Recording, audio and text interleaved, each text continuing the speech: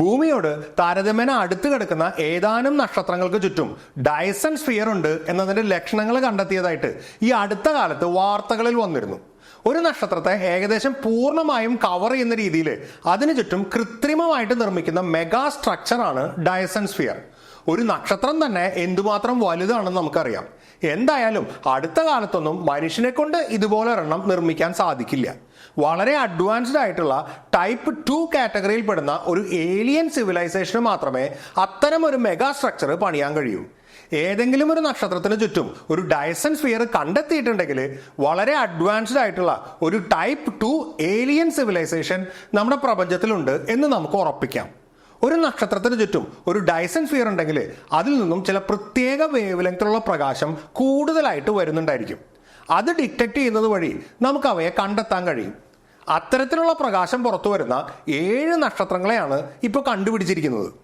എന്താണ് ഒരു ഡയസൺ സ്ഫിയർ? ഒരു നക്ഷത്രത്തിന് ചുറ്റും എന്തിനാണ് ഇങ്ങനെ ഒരു മെഗാ സ്ട്രക്ചർ നിർമ്മിക്കുന്നത്? വളരെയധികം അഡ്വാൻസ്ഡ് ആയ ടൈപ്പ് 2 ഏലിയൻ സിവിലൈസേഷൻ എന്ന് പറയുമ്പോൾ എന്താണ് ഉദ്ദേശിക്കുന്നത്? നമുക്ക് ഈ വീഡിയോ വഴി ഒന്ന് കണ്ടു നോക്കാം. ഹായ് ഫ്രണ്ട്സ്, സയൻസ് ഫോർ മാസിന്റെ പുതിയൊരു എപ്പിസോഡിലേക്ക് സ്വാഗതം. ഹോമോ സാപ്പിയൻസ് എന്ന ഇന്നത്തെ മനുഷ്യവർഗം ഭൂമുഖത്ത് വന്നിട്ട് ഏകദേശം 3 ലക്ഷം വർഷങ്ങളായി. എന്നാൽ ഏറ്റവും പഴക്കം ചെന്ന സിവിലൈസേഷനായിട്ട് കണക്കാക്കപ്പെടുന്ന മെസപ്പൊട്ടോമിയൻ സിവിലൈസേഷന്റെ പഴക്കം വെറും 6000 വർഷങ്ങളാണ്. അതായത് ഒരു ജീവിവർഗം എന്ന നിലയിൽ നിന്നും ഒരു സിവിലൈസേഷൻ എന്ന നിലയിലേക്ക് വളരാൻ നമുക്ക് ഏകദേശം 2,90,000 വർഷങ്ങൾ എടുത്തു. എന്നാൽ പിന്നെ അവിടെ നിന്ന് അങ്ങോട്ടുള്ള ഓരോ സ്റ്റേജും കടന്ന് ഇന്നത്തെ അവസ്ഥയിലേക്ക് എത്താൻ നമ്മൾ വളരെ കുറച്ച് സമയമേ എടുത്തിട്ടുള്ളൂ. അതിൽ തന്നെ കഴിഞ്ഞ ഒരു 100-150 വർഷങ്ങൾക്കുള്ളിലാണ് ഏറ്റവും കൂടുതൽ ഡെവലപ്മെന്റ്സ് മനുഷ്യരാശിക്ക് ഉണ്ടായിട്ടുള്ളത്. വികസനത്തിന്റെ ഈ ഒരു തോത് വെച്ച് നോക്കിയാൽ അടുത്ത ഒരു 500 വർഷങ്ങൾക്ക് ശേഷം നമ്മൾ എങ്ങനെയായിരിക്കുമെന്ന് പ്രവചിക്കാൻ പോലും നമുക്കിന്ന് കഴിയില്ല. അത്രയ്ക്ക് ഫാസ്റ്റ് ആയിട്ടാണ് സയൻസും ടെക്നോളജിയും ഇന്ന് ഡെവലപ്പ് ചെയ്യുന്നത്. പക്ഷേ ഒരു കാര്യം നമുക്ക് പ്രവചിക്കാൻ കഴിയും: മനുഷ്യരാശി വികസിക്കുന്നതിനനുസരിച്ച് നമ്മുടെ ഊർജ ആവശ്യങ്ങൾ എന്തായാലും കൂടും. ആ കാര്യം തീർച്ചയാണ്. ഇനി മനുഷ്യനെ പോലെയോ അല്ലെങ്കിൽ അതിനേക്കാളും കഴിവുകൾ കൂടുതലുള്ളതോ ആയ ഒരു ഏലിയൻ സ്പീഷീസ് പ്രപഞ്ചത്തിൽ എവിടെയെങ്കിലും ഉണ്ട് എന്ന് വിചാരിക്കുക. അവരുണ്ടായിട്ട് ലക്ഷക്കണക്കിന് പകരം കോടിക്കണക്കിന് വർഷങ്ങൾ കഴിഞ്ഞിട്ടുണ്ട് എന്നും വിചാരിക്കുക. അവരുടെ ടെക്നോളജിക്കൽ ഡെവലപ്മെന്റ്സ് എന്തുമാത്രമായിരിക്കുമെന്ന് നമുക്ക് ഒരു തരത്തിലും ഊഹിക്കാൻ കഴിയില്ല. എന്നിരുന്നാലും അവരെക്കുറിച്ച് ഒരു കാര്യം നമുക്ക് തീർച്ചയായിട്ടും പറയാൻ കഴിയും: അവര് നമ്മളെക്കാൾ അഡ്വാൻസ്ഡ് സിവിലൈസേഷൻ ആണെങ്കിൽ നമ്മളെക്കാൾ കൂടുതൽ എനർജി അവർക്ക് ആവശ്യമായിട്ട് വരും. കാരണം ഒരു സിവിലൈസേഷന്റെ ഡെവലപ്മെന്റും അവരുടെ എനർജി കൺസംഷനും തീർച്ചയായിട്ടും ബന്ധപ്പെട്ട് കിടക്കുന്ന കാര്യങ്ങളാണ്.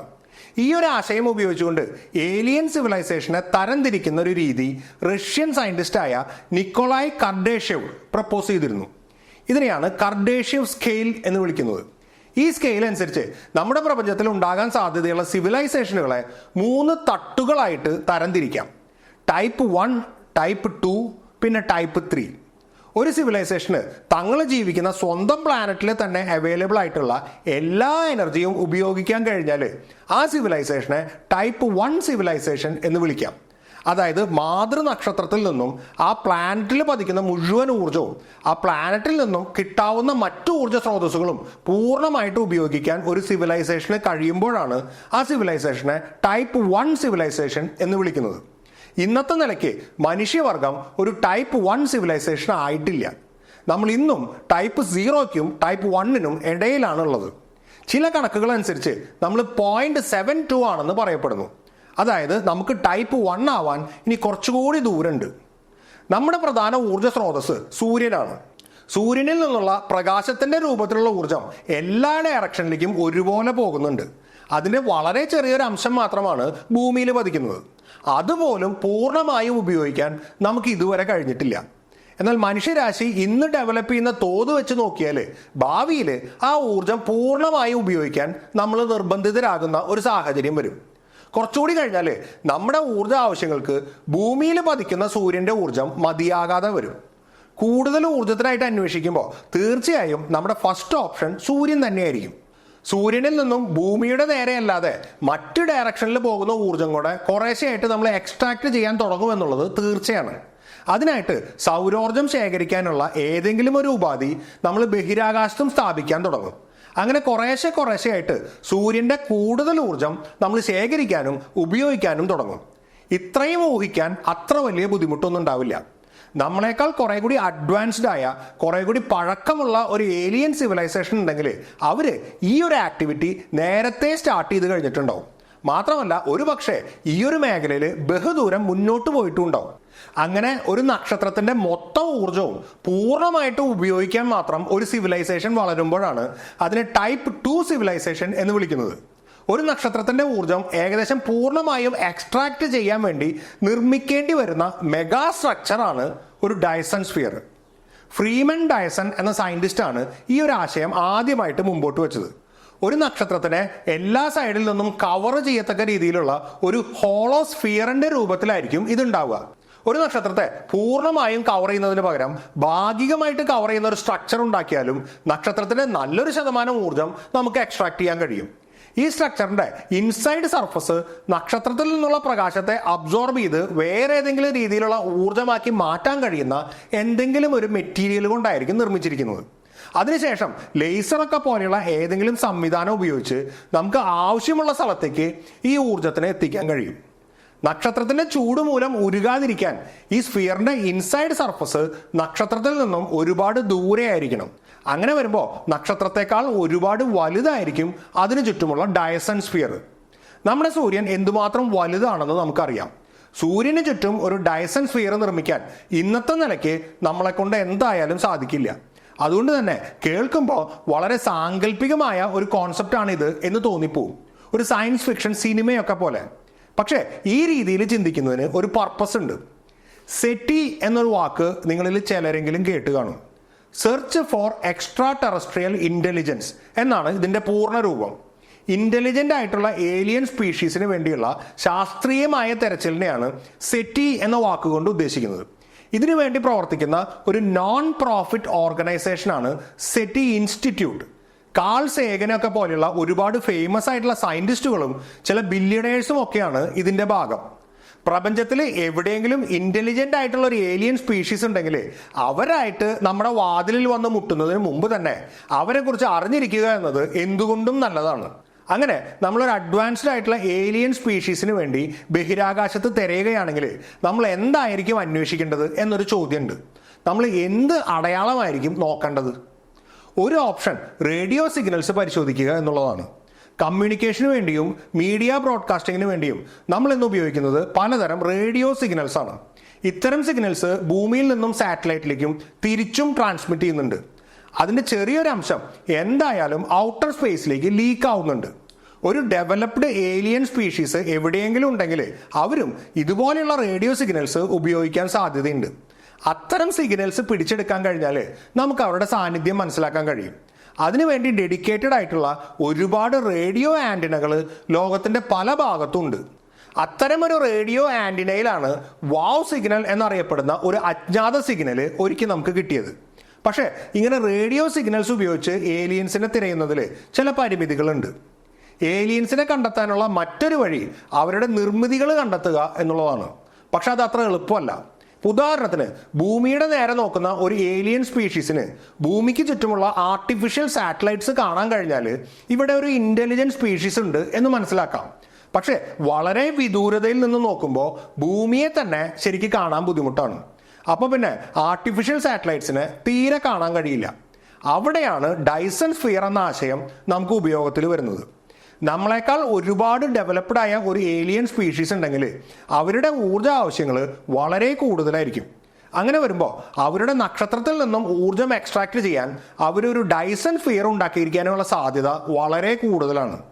ഡൈസൺ സ്ഫിയർ വളരെ വലുതായതുകൊണ്ട് നമ്മുടെ ടെലസ്കോപ്പുകൾക്ക് അത് കണ്ടെത്താൻ കഴിയും. ഒരു നക്ഷത്രത്തിന് ചുറ്റും ഒരു ഡൈസൺ സ്ഫിയർ ഉണ്ടെങ്കിൽ അത് എങ്ങനെ കണ്ടെത്താമെന്നും ഫ്രീമൻ ഡയസൺ എക്സ്പ്ലെയിൻ ചെയ്യുന്നുണ്ട്. നക്ഷത്രത്തിൽ നിന്നും വരുന്ന പ്രകാശത്തിൽ ഏതൊക്കെ വേവ് ലെങ്തിലുള്ള പ്രകാശം എത്രമാത്രം ഇൻറ്റൻസിറ്റിയിൽ വരുന്നുണ്ട് എന്ന് തീരുമാനിക്കുന്നത് ആ നക്ഷത്രത്തിൻ്റെ സർഫസ് ടെമ്പറേച്ചറാണ്. അതനുസരിച്ച് ഒരു നക്ഷത്രത്തിൽ നിന്നും വരുന്ന പ്രകാശത്തിന് ഒരു സ്പെക്ട്രം ഉണ്ടായിരിക്കും. ഇപ്പോൾ ഉദാഹരണത്തിന് സൂര്യനിൽ നിന്നും വരുന്ന പ്രകാശത്തിൻ്റെ സ്പെക്ട്രമാണ് ഈ കാണിച്ചിരിക്കുന്നത്. ഇതിൽ വിസിബിൾ പ്രകാശത്തിനാണ് ഇൻറ്റൻസിറ്റി കൂടുതൽ, ഇൻഫ്രാറെഡ് പ്രകാശത്തിന് ഇൻറ്റൻസിറ്റി കുറവാണ്. ഒരു നക്ഷത്രത്തിന് ചുറ്റും ഒരു ഡൈസൺ സ്ഫിയർ ഉണ്ടെങ്കിൽ ആ നക്ഷത്രത്തിൽ നിന്നും വരുന്ന പ്രകാശത്തെ എന്തായാലും ഡൈസൺ സ്ഫിയർ മറയ്ക്കും. പക്ഷേ ആ പ്രകാശം മൂലം ഡൈസൺ സ്ഫിയർ ചൂട് പിടിക്കും. അപ്പോൾ അതിൻ്റെ ഔട്ടർ സർഫസിൽ നിന്നും ഇൻഫ്രാറെഡ് പ്രകാശം പുറത്തു വരും. മാത്രമല്ല നക്ഷത്രത്തിൽ നിന്നും അബ്സോർബ് ചെയ്യുന്ന ഊർജം ആവശ്യങ്ങൾക്ക് ഉപയോഗിച്ച ശേഷം എന്തായാലും പുറന്തള്ളിയേ മതിയാവും. അല്ലെങ്കിൽ ഡൈസൺ സ്ഫിയറിനകത്തെ ഊർജത്തിൻ്റെ അളവ് കൂടി കൂടി വരും. അങ്ങനെ പുറന്തള്ളുന്ന ഊർജവും ഡൈസൺ സ്ഫിയറിൻ്റെ ഔട്ടർ സർഫസിനെ ചൂട് പിടിപ്പിക്കും. ആ ഊർജവും ഇൻഫ്രാറെഡ് പ്രകാശമായിട്ടായിരിക്കും ബഹിരാകാശത്തേക്ക് വരിക. അങ്ങനെ വരുമ്പോൾ വളരെ ദൂരം നിന്ന് നോക്കുമ്പോൾ വിസിബിൾ പ്രകാശം തീരെ ഇല്ലാത്തതും എന്നാൽ വലിയ അളവിൽ ഇൻഫ്രാറെഡ് പ്രകാശം പുറത്തു വരുന്നതുമായ ഒരു വസ്തുവിനെ ആയിരിക്കും കാണുക. വലിയ അളവിൽ എന്ന് പറയുമ്പോൾ ഏകദേശം ഒരു നക്ഷത്രത്തിൽ നിന്നും വരുന്ന മുഴുവൻ ഊർജവും ഇൻഫ്രാറെഡ് പ്രകാശത്തിന്റെ രൂപത്തിൽ പുറത്തു വരുന്ന ഒരു സാഹചര്യമാണ് ഉണ്ടാവുക. എന്നാൽ ആ വസ്തുവിൽ നിന്നും വിസിബിൾ ലൈറ്റ് കാര്യമായിട്ട് വരുന്നുണ്ടായിരിക്കില്ല.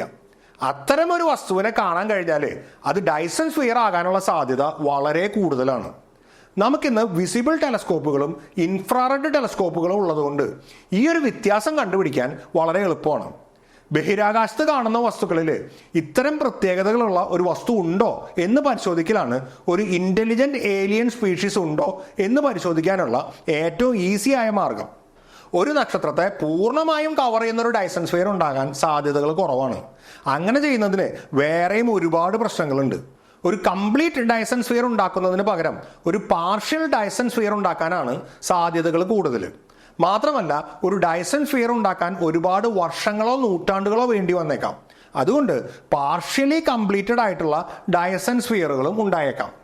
ഇനി അതും അല്ലെങ്കിൽ ഒരൊറ്റ സ്ഫിയർ ആയിട്ടുണ്ടാക്കുന്നതിന് പകരം നക്ഷത്രത്തെ ഓർബിറ്റ് ചെയ്യുന്ന ഒരുപാട് കൊച്ചു കൊച്ചു സാറ്റലൈറ്റുകൾ പോലെയുള്ള സോളാർ കണക്ടേഴ്സ് ആയിരിക്കാം ഏലിയൻസ് ഉപയോഗിക്കുന്നത്. ഇത്തരം സംവിധാനങ്ങളെ ഡയസൺ സ്വാം എന്നാണ് വിളിക്കുന്നത്. ഏത് രീതിയിലായാലും ശരി, ഇത്തരമൊരു സംവിധാനം ഒരു നക്ഷത്രത്തിന് ചുറ്റും ഉണ്ടെങ്കിൽ ആ നക്ഷത്രത്തിൽ നിന്നും വരുന്ന പ്രകാശത്തിന്റെ സ്പെക്ട്രത്തിൽ വളരെ സ്പെസിഫിക് ആയിട്ടുള്ള ചില വ്യത്യാസങ്ങൾ ഉണ്ടാവും. ഒരു നക്ഷത്രത്തിന്റെ വെറും 10% മറയ്ക്കുന്ന ഒരു സ്ട്രക്ചർ ഉണ്ടെങ്കിൽ പോലും നമുക്ക് ഡിറ്റക്ട് ചെയ്യാൻ കഴിയുന്ന ഒരു വ്യത്യാസം അതിൽ നിന്നും വരുന്ന പ്രകാശത്തിൽ ഉണ്ടാവും എന്നാണ് കണക്ക്. ആ വ്യത്യാസങ്ങൾ ഉപയോഗിച്ച് നമുക്ക് അത്തരം സംവിധാനത്തെ കണ്ടുപിടിക്കാൻ കഴിയും. നമ്മുടെ കയ്യിലുള്ള ലക്ഷക്കണക്കിന് നക്ഷത്രങ്ങളുടെ വിവിധ വേവ് ലെങ്തിലുള്ള ചിത്രങ്ങളിൽ നിന്നും ലൈറ്റ് സ്പെക്ട്രത്തിൽ ഇത്തരം ഫീച്ചേഴ്സ് ഉള്ള നക്ഷത്രങ്ങൾ ഉണ്ടോ എന്ന് കണ്ടുപിടിക്കാനുള്ള തെരച്ചിലുകൾ നടക്കുന്നുണ്ട്. അതിന്റെ ഭാഗമായിട്ടാണ് ഈ പറഞ്ഞ പ്രത്യേക ഫീച്ചേഴ്സ് മാച്ച് ആകുന്ന 7 നക്ഷത്രങ്ങളെ കണ്ടെത്തി എന്നുള്ള വാർത്ത വന്നത്. ഈ കാണിച്ചിരിക്കുന്നതാണ് ആ നക്ഷത്രങ്ങളുടെ ലിസ്റ്റ്. ഈ കോളത്തിൽ മാർക്ക് ചെയ്തിരിക്കുന്നത് ആ നക്ഷത്രങ്ങളിലേക്കുള്ള ദൂരമാണ്.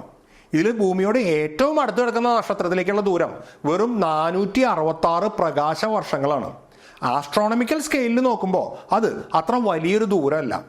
ഈ 7 നക്ഷത്രങ്ങളുടെ കാര്യത്തിൽ ഇപ്പോൾ സംഭവിച്ചിരിക്കുന്നത് ഒരു പ്രിലിമിനറി ഡിറ്റക്ഷൻ മാത്രമാണ്. അതുകൊണ്ട് തന്നെ ഡൈസൺ സ്ഫിയർ കാൻഡിഡേറ്റ് സ്റ്റാർസ് എന്നാണ് ഇവയെ ഇപ്പോൾ വിശേഷിപ്പിക്കുന്നത്. എന്ന് വെച്ചാൽ സാധാരണ നക്ഷത്രങ്ങളിൽ നിന്നും വരുന്ന പ്രകാശത്തിൽ നിന്നും വ്യത്യസ്തമായ പ്രകാശമാണ് ഈ നക്ഷത്രങ്ങളിൽ നിന്നും വരുന്നത് എന്നർത്ഥം. നമ്മൾ നേരത്തെ പറഞ്ഞ പോലെ ഒരു ഡൈസൺ സ്ഫിയർ ഉണ്ടായിരുന്നെങ്കിൽ വരുമായിരുന്ന വ്യത്യാസങ്ങളൊക്കെ ഇവയിൽ നിന്നും വരുന്ന പ്രകാശത്തിന്റെ സ്പെക്ട്രത്തിനുണ്ട്. എന്നാൽ അതിന് കാരണം ഡൈസൺ സ്ഫിയർ പോലെയുള്ള ഒരു ഏലിയൻ മെഗാസ്ട്രക്ചർ തന്നെയാണോ എന്ന് സ്ഥിരീകരിക്കാൻ ഇനിയും കുറെ കൂടി കാര്യങ്ങൾ പഠിക്കേണ്ടതുണ്ട്. കാരണം ഇതിന് സമാനമായ ചില സവിശേഷതകൾ വേറെ ചില നാച്ചുറൽ സാഹചര്യങ്ങളിലും ഉണ്ടാകാം. ഉദാഹരണത്തിന് ഒരു നക്ഷത്രത്തിന് ചുറ്റും നമ്മുടെ ആസ്ട്രോയിഡ് ബെൽറ്റ് പോലെയുള്ള ഒരു ഡെബ്രി ഫീൽഡ് ഉണ്ടെങ്കിൽ ആ നക്ഷത്രത്തിൽ നിന്നും വരുന്ന പ്രകാശത്തിന്റെ സ്പെക്ട്രത്തിന് ഇതുപോലുള്ള ഒരു വ്യത്യാസം ഉണ്ടാകാം. അതുപോലെ തന്നെ പുതുതായി രൂപം കൊള്ളുന്ന ഒരു നക്ഷത്രത്തിന് ചുറ്റും ഒരു പ്രോട്ടോ പ്ലാനറ്ററി ഡിസ്ക് ഉണ്ടായിരിക്കും.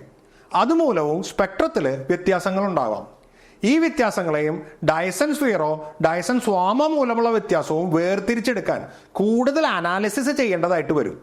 മറ്റൊരു മാർഗം ഇപ്പോൾ കണ്ടെത്തിയ ഈ കാൻഡിഡേറ്റ് സ്റ്റാർസിന് നേരെ നമ്മുടെ റേഡിയോ ടെലസ്കോപ്പുകൾ ഫോക്കസ് ചെയ്യുക എന്നുള്ളതാണ്.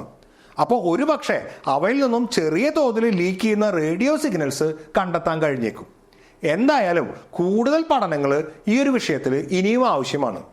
ഈ ഒരു വീഡിയോ വഴി ഒരു ഡൈസൺ സ്ഫിയർ എന്താണെന്നും ടൈപ്പ് 2 സിവിലൈസേഷൻ എന്താണെന്നും ഒരു ചെറിയ ധാരണ നിങ്ങൾക്ക് കിട്ടിക്കാണും എന്ന് കരുതുന്നു.